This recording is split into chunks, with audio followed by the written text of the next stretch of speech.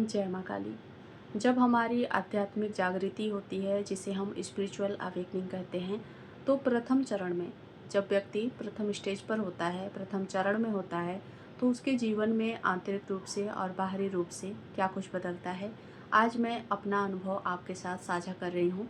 हो सकता है कि आपको भी ऐसे अनुभव मिलते हों या फिर मिल चुके हों जो कि स्पिरिचुअल अवेकनिंग के हों, लेकिन कई बार हम इसे भ्रम समझते हैं, सामाजिक कारण समझते हैं या फिर डिप्रेशन समझ बैठते हैं, अकेलापन समझ लेते हैं।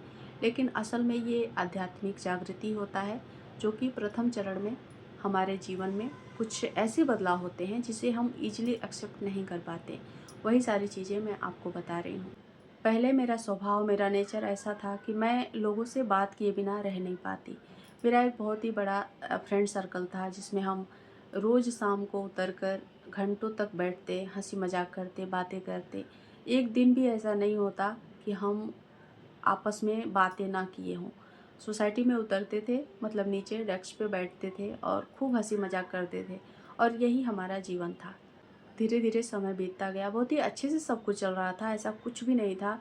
हमारे बीच में कोई मनमुटाव नहीं था कि हम फ्रेंड्स के बीच में कोई ऐसी बात हो, जिसको लेकर हम अलगाव महसूस करें या फिर मन में कोई ऐसी भावना आए, जिससे कि हम उनसे दूरी बना लें। फिर भी पता नहीं क्यों अचानक, जो कि स्पिरिचुअल अवेकनिंग था, लेकिन उस समय मुझे ऐसा ही लगा कि क्यों ऐसा हो रहा है मेरे साथ? मुझे लोगों के साथ बैठना अच्छा नहीं लगता। हँसी-मज़ाक करते तो वो सब फालतू लगने लगा।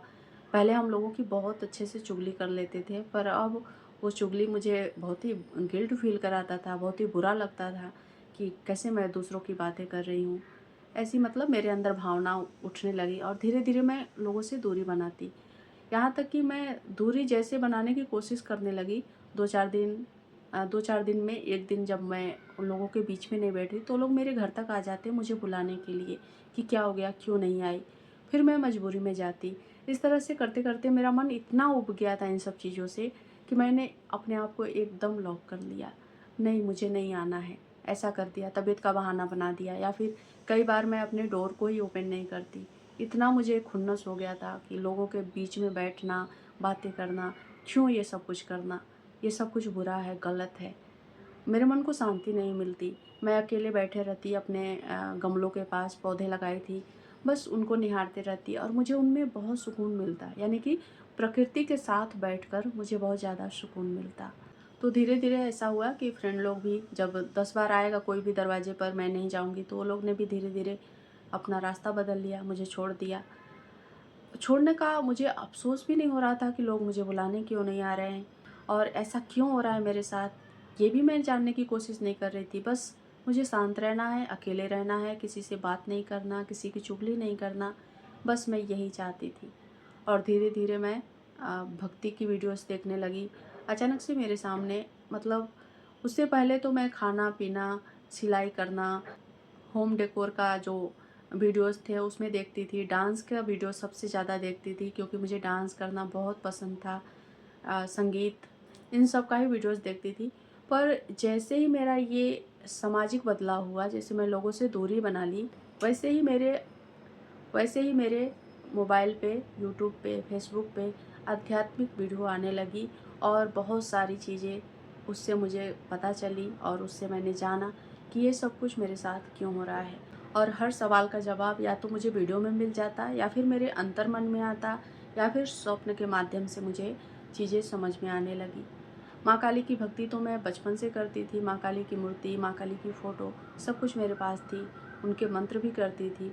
लेकिन मुझे ये नहीं पता था कि ये बदलाव अचानक से होगा और ये बदलाव स्पिरिचुअल अवेकनिंग का तो था ही, लेकिन ये बदलाव आपकी कुंडलिनी जागृति का भी होता है।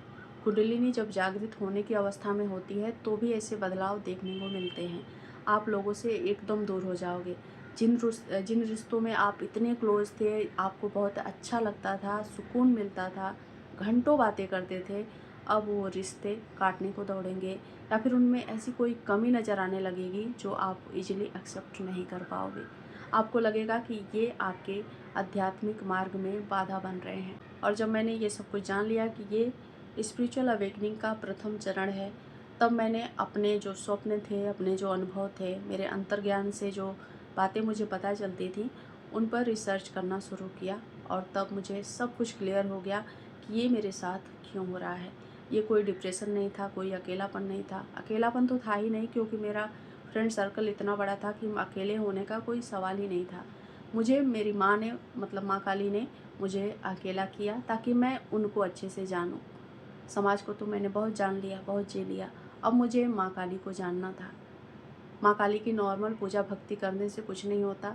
माँ काली को जब तक आप पूरे अच्छे से ना जान पाओ, माँ आपको किस तरह से अनुभव दे रही हैं, माँ हैं क्या, आगे की मेरी जर्नी क्या है, तो इसीलिए आपको इस समाज से दूर किया जाता है, यही कारण होता है। उसके बाद कुंडलिनी की बहुत सारे ऐसे अनुभव मुझे मिले, कुंडलिनी जागृति का। उसमें लगभग मैंने 3 साल का समय बिताया, 3 से 4 साल। बहुत सारे ऐसे अनुभव हैं जो मुझे आपके साथ शेयर करने हैं। अगर आपको भी स्पिरिचुअल अवेकनिंग से जुड़े हुए ऐसे वीडियो पसंद आते हैं तो चैनल को सब्सक्राइब कर लें। फेसबुक में देख रहे हैं तो फॉलो कर लें। अगर आपके भी मन में कोई प्रश्न है तो कमेंट में आप लिख सकते हैं। जय माँ काली।